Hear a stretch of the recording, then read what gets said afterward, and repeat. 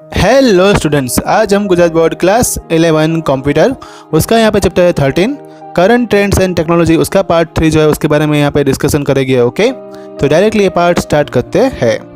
पहली स्लाइड में हम यहाँ पे समझने वाले हैं फिंगरप्रिंट रिकॉग्निशन। तो फिंगरप्रिंट जो है वो सदियों से उसका इस्तेमाल यहाँ पे होता आ रहा है। अभी हमारे पास जो है डिजिटल गैजेट्स अवेलेबल है, तो हम क्या करते हैं, जब भी हम साइन को लीगल डॉक्यूमेंट्स में हम साइन करते हैं और ऐसा मान लेते हैं कि यही इसका लीगल जो है पर्सन है, लेकिन मानो कि वो पर्सन कोई डुप्लीकेट साइन कर सकता है और वो दूसरा होगा, तो इसलिए आजकल ऑथेंटिफाई करने के लिए, ठीक है, यूज़र को पहचानने के लिए, उनको आइडेंटिफाई करने के लिए ये सबसे बेहतर तरीका है कि आप उसकी फिंगरप्रिंट ले लो, क्योंकि बहुत सारे पर्सन की फिंगरप्रिंट एक जैसी होती नहीं है।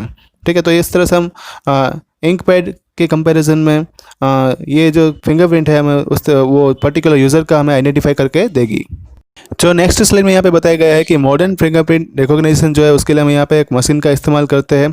उसमें यहाँ पे यूनिक, माइनट और रिच इंफॉर्मेशन जो है रहती है, मतलब कि एक पैटर्न बनती है जो फिंगर टिप से हम उसको पहचानने की कोशिश करते हैं। ये सबसे पहले यहाँ पे रिसर्चर ने ये बताया था कि दो फिंगरप्रिंट्स जो है वो सिमिलर पैटर्न की हो सकती है, लेकिन वो आइडेंटिकल इंडिविजुअल पर्सन की होती है। दो अलग अलग पर्सन के लिए वो फिंगर टिप्स, मतलब जो फिंगरप्रिंट पर बनती है वो अलग ही रहने वाली है। ठीक है, वो कभी डिस्टोर्ट जो है वो मतलब नहीं होती है। दूसरी बात कि कोई भी ऐसा एक्सीडेंटल केस आता है तभी ऐसा हो सकता है, वरना ऐसा कभी नहीं होगा कि दो मतलब कि हम 5-6 लोगों को लेते हैं, उसमें से उसकी फिंगरप्रिंट्स को हम चेक करते हैं तो सबकी सेम हो, सबकी अलग अलग रहने वाली है। यहाँ पे 13.9 फिगर जो है यहाँ पे उस फिंगरप्रिंट फीचर्स और फिंगरप्रिंट रीडर जो है वो हमें बताएगा कि किस तरह से वो यहाँ पे कोई भी उस पर फिंगर रखेगा तो किस तरह से वो अटेंडेंस लेगा।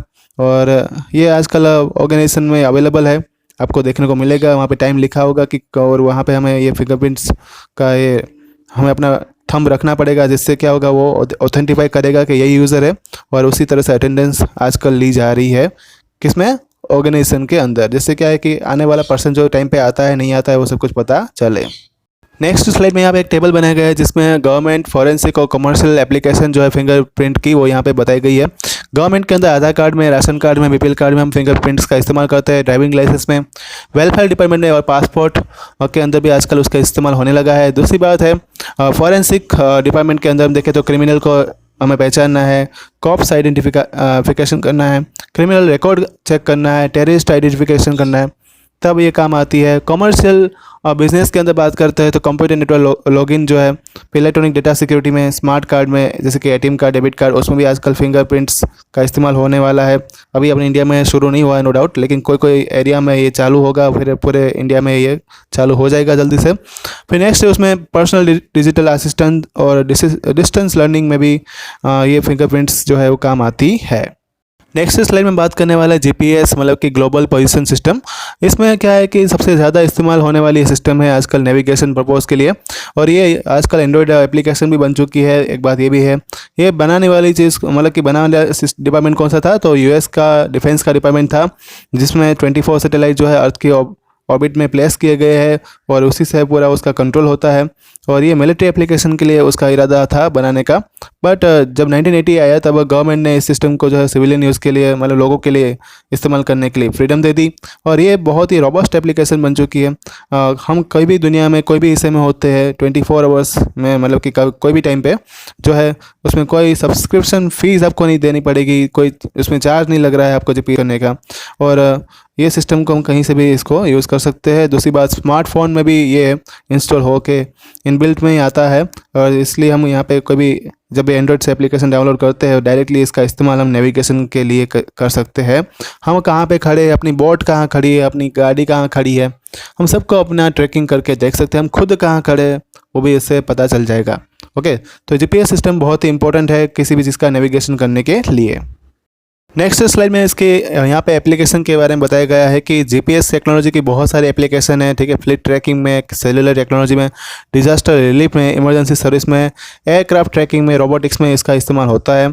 अब इसका जो पिन पॉइंट एग्जैक्ट लोकेशन जो होता है ऑब्जेक्ट का, वो जीपीएस सैटेलाइट सर्कल के अंदर जो है 2 बार नोटिस किया जाता है दिन के अंदर, और ये एकदम प्रीसियस जो है यहाँ पे ऑर्बिट के द्वारा सिग्नल जो है ट्रांसमिट किया जाते हैं अर्थ के ऊपर। जीपीएस रिसीवर उस इन्फॉर्मेशन को यहाँ पे कलेक्ट करता है, जो यहाँ पे सैटेलाइट के द्वारा ये सिग्नल आए थे। फिर उसको एक ट्रायंगुलेशन फॉर्म में इस प्रोसेस को बोलते हैं ट्रायंगुलेशन। यहाँ पे इसके द्वारा यूज़र का एग्जैक्ट लोकेशन डिटरमाइन किया जाता है। फिर क्या होता है कि जीपीएस जो है यहाँ पे कंपेयर करता है टाइम सिग्नल, मतलब टाइम को कंपेयर करता है कि जिसमें सैटेलाइट ने भेजा और उसने कब ट्रांसमिट किया, कब रिसीव किया। तो इसमें जो डिफरेंस मिलता है उससे ये पता चलेगा कि अब जो सैटेलाइट है वो किस तरह से उस ऑब्जेक्ट को यहाँ पे ट्रैकिंग कर रहा है। इससे ये पता चलेगा कि ऑब्जेक्ट आपका चल रहा है, स्टेबल है, उसी पोजीशन पे है। उससे वो कितना आगे जा रहा होगा, वो उसकी कितनी यहाँ पे प्रोसेस ये रिपीट होती रहती है। दूसरी 3-4 सैटेलाइट और भी इसमें इस्तेमाल हो गए, जैसे कि यूज़र का और ज़्यादा एग्जैक्ट पोजीशन पता चलेगी, डिस्प्ले होगी इलेक्ट्रॉनिक मैप के ऊपर। और फिर उसका लैटिट्यूड लॉन्गिट्यूड के लिए भी जो है कम से कम 3 सैटेलाइट की ज़रूरत पड़ेगी, तो वो भी यहाँ पे अवेलेबल है क्योंकि 24 सैटेलाइट टोटल अवेलेबल है।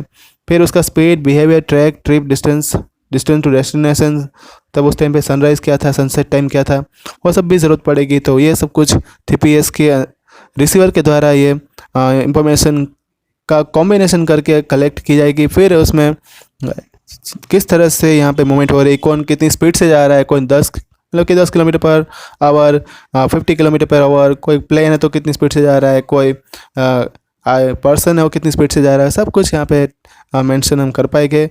अब इसका यहाँ पे यूजेस क्या है, तो एग्रीकल्चर सेक्टर में कितना हम यहाँ पे एग्रीकल्चर मैप बना सकते हैं, डिजिटल लाइन ओनरशिप मैप जो है उससे हम बना सकते हैं। उसमें कितना क्रॉप प्रोडक्शन हुआ वो भी हम इसका ग्राफ बनाकर प्रिपेयर कर सकते हैं। नेक्स्ट स्लाइड में जीपीएस का इस्तेमाल हम डिजास्टर मैनेजमेंट में देखने वाले हैं। तो हम कोई भी टाइप का सर्च कर रहे हैं, रेस्क्यू ऑपरेशन कर रहे हैं, जैसे कि कोई यहाँ पे खो गया है, ठीक है, एडवेंचर है, या पर्सन जो है कोई कचरे के नीचे दब गया है या कोई खड्डे में दब गया है और उसको हमें ढूंढना है, और उसके पास मानो कि सेल फोन है तो जीपीएस सिस्टम से उसको हम ढूंढ सकते हैं। मिलिट्री के अंदर तो आजकल जो नए नए एयरक्राफ्ट आ रहे हैं, प्लेन आ रहे हैं, एरियल टैंकर आ रहे हैं, बॉम्बर्स आ रहे हैं, इसमें उसका एक्यूरेट आइडेंटिफिकेशन करने के लिए, ठीक है, और उसको ढूंढ निकालने के लिए भी जीपीएस सिस्टम इस्तेमाल हो रही है। नेवी शिप जो है आजकल उनके लिए बनाई जा रही है और इससे हाईली एक्यूरेसी वाला डेटा हमें मिलेगा। दूसरी बात, हमें यहाँ पे जो स्पेस क्राफ्ट का कंट्रोल करने के लिए, उसकी डायरेक्शन जो है चेंज करने के लिए कि कौन सी डायरेक्शन में स्पेस क्राफ्ट को आगे बढ़ाना है, उसमें भी जीपीएस सिस्टम बहुत काम आती है। फिर कोई टाइप के डिलीवरी या शिपमेंट, आजकल जो है डिलीवरी बॉय भी हम देखते हैं वो भी जीपीएस ट्रैकर का इस्तेमाल करके हमारे घर तक आ जाते हैं, ठीक है। उसके लिए ढूंढना घर आसान हो गया है क्योंकि वो जीपीएस सिस्टम का इस्तेमाल कर रहे हैं। और दूसरी बात, किसी डायरेक्टली कितना दूर है, कोई डिस्टेंस कितना हमें यहाँ से वो लोकेशन कितना दूर पड़ेगा, वो भी चीज़ हम अपने व्हीकल से फाइंड कर सकते हैं। और शॉर्टेस्ट रूट भी उससे ढूंढ सकते हैं और अपने मोबाइल को मॉनिटर करके हम इजीली अपने टारगेट तक पहुंच सकते हैं। फिर दूसरा, रिकवरी ऑफ स्टॉलन प्रॉपर्टी।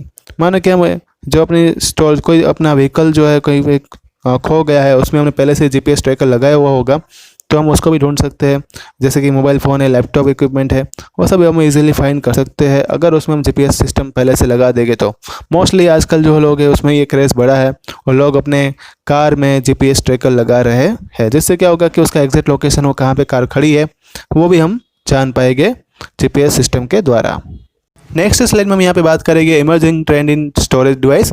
तो हम यहाँ पे आजकल क्लाइंट सर्विस एप्लीकेशन जो है उसके एक्रॉस में हम आ रहे हैं, और इसमें क्या होता है कि एक मशीन जो है वो रिसोर्स जितने हैं उसको प्रोवाइड किए जाते हैं, उसी के हिसाब से वो काम करता रहता है। उसमें फाइल सर्वर जो है एक ऐसी एप्लीकेशन आती है जिसमें हमें रिसोर्सेज प्रोवाइड किए जाते हैं। हमें उसके अंदर जैसे कि हम मान लेते हैं एक फाइल सर्वर एक मशीन ही है जो हमें लॉगिन प्रोवाइड करता है, उसमें यूज़र जो है कंट्रोल कर सकते हैं, मतलब लॉगिन साइन अप करके डायरेक्टली जो अपना अकाउंट है ओपन कर सकते हैं।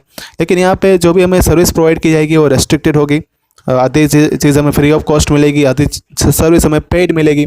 और यहाँ पे प्रोसेसर जो है वो उसी तरह से डिज़ाइन किया जाएगा कि जिस तरह आपका डेटा लोडेड होता जाएगा, पहले जो है वो फास्ट चलेगा, लेकिन ज़्यादा ओवरलोडिंग डेटा में फिर वो जैसे अपना जैसे मोबाइल भी हैंग होता है ना, वैसे वो सर्वर भी वहाँ पे हमें लोडेड जैसे होता जाएगा, वैसे वो स्लो भी होता जाएगा, ठीक है। इसलिए कभी कभी ऐसा होगा कि हम यहाँ पे हाई स्पीड, मतलब कि हाई एंड मशीन का अगर इस्तेमाल करते हैं तो हम यहाँ पे जो है फास्टर, मतलब कि जल्दी से क्या कर सकते हैं, प्रोसेसिंग करवा सकते हैं और डेटा स्टोरेज को जो है ट्रांसफ़र भी कर सकते हैं। उसके लिए एक्सटर्नल हार्ड ड्राइव की ज़रूरत पड़ेगी या यूएसबी केबल की हमें ज़रूरत पड़ेगी, उसके द्वारा हम वापस उसको भेज भी सकते हैं और बैकअप भी ले सकते हैं।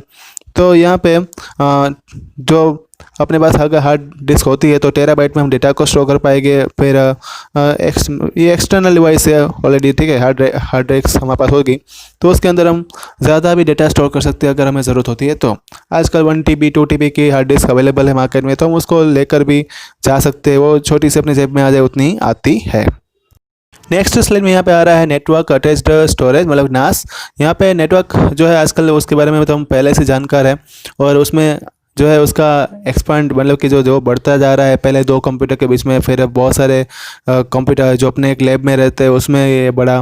फिर आजकल तो नेटवर्क में 3G 4G सिस्टम आ गई, ठीक है, उसमें 3G नेटवर्क 4G नेटवर्क हम इस्तेमाल कर रहे हैं।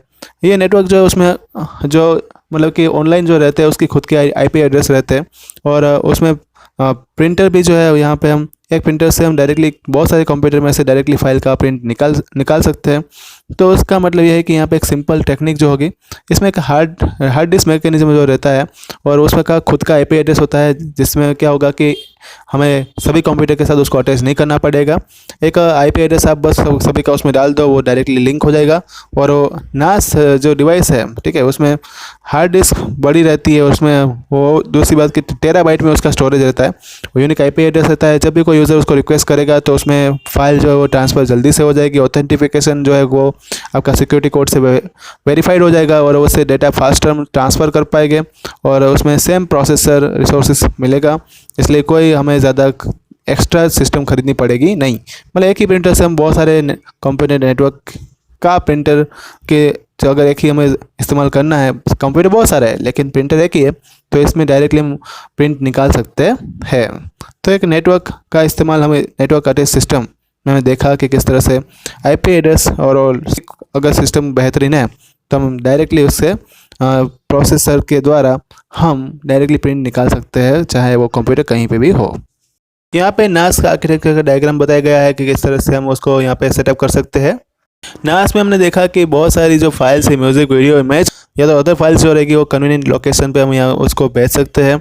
और दूसरी बात क्या, यहाँ पे डेस्कटॉप है, लैपटॉप है, कैमरा है या स्मार्टफोन है, उसकी इंफॉर्मेशन भी हम डायरेक्टली नास जो है सिस्टम है उसके द्वारा हम सर्वर से कनेक्ट करके हम भेज सकते हैं। दूसरा जो आ रहा है यहाँ पे स्टोरेज एरिया नेटवर्क, इसके अंदर हमें ब्लॉक लेवल डेटा स्टोरेज यहाँ पे मिलेगा। उसमें हम एप्लीकेशन सर्वर से यूनिफॉर्म एक्सेस कर पाएंगे, और दूसरी बात इसमें hard disk array, tap library, optical storage device उनको कनेक्ट कर पाएंगे। दूसरी बात हम यहाँ पे यूनिक फीचर जो है एक्सेस करने की मिलेगी, जैसे लोकली जितनी भी डिवाइस अटैच हो रही है उसमें ये ऑपरेटिंग सिस्टम वर्कआउट करेगी, और इसका इम्प्लीमेंटेशन जो है वो 13.11 फिगर में बताया गया है।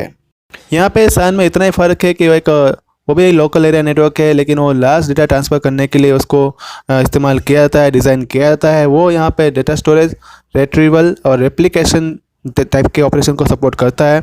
इसका बेनिफिट्स अगर हमें चाहिए तो हमें याद रखना है कि उसमें हमें डेटा जो है उसमें हाई एंड सर्वर चाहिए होगा, मल्टीपल डिस्क एरे अपने पास होना चाहिए, और इंटरकनेक्शन मतलब कि फाइबर चैनल इंटरकनेक्शन मैकेनिज़्म जो कम्युनिकेशन के लिए चाहिए होता है वो मैकेनिज़्म में पता होना चाहिए, तभी ये पॉसिबल हो पाएगा, तभी हम इस टाइप का जो डेटा ट्रांसफ़र कर पाएंगे, वरना फिर हमें नास का इस्तेमाल करना पड़ेगा। तो स्टूडेंट ये था पार्ट 3। पार्ट 4 जो है जल्दी आएगा, व्हाट्सएप पर आपको नोटिफाई किया जाएगा। अगर आपको कोई यहाँ पे डाउट है तो मुझे कमेंट बॉक्स में लिख कर बता सकते हैं। एजुकेशन का रिलेटेड वीडियो देखने के लिए मेरे चैनल को सब्सक्राइब करना मत भूलना, रिवाइज करते रहना। Thank you all.